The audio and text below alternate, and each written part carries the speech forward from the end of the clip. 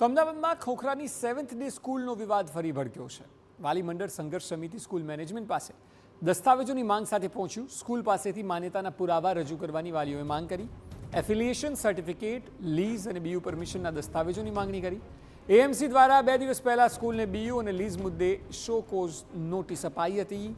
જિલ્લા શિક્ષણ અધિકારીએ સ્કૂલ પાસેથી 12 દસ્તાવેજ માંગ્યા. સ્કૂલ દ્વારા એએમસી અને ડીઈઓને હજી સુધી દસ્તાવેજ ન આપતા વિવાદ ઉગ્ર બન્યો છે. 7th ડે સ્કૂલ સામે વાલીઓમાં રોષની લાગણી જોવા મળી રહી છે.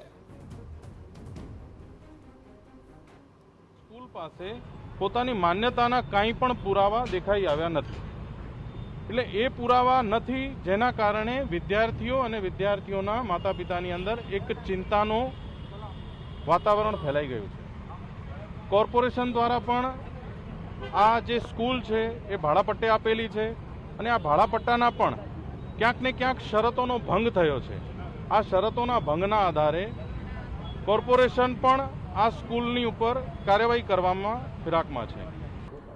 अभी जो बीयू का बोल रहे परमिशन सब है हमारे पास और हमने पहले दिया था, पता नहीं वो क्यों बोल रहे कि नहीं दिया. अभी हमने फिर से फाइल बनाई है और फिर से दे रहे हैं और हम लोग स्टेट लेवल पे भी फाइल दे रहे हैं. अभी दूसरी बात रही लीज की, और लीज की हमारे यहाँ कोई प्रॉब्लम नहीं है. ओके, जो पहले बताया गया था वही हो रहा है.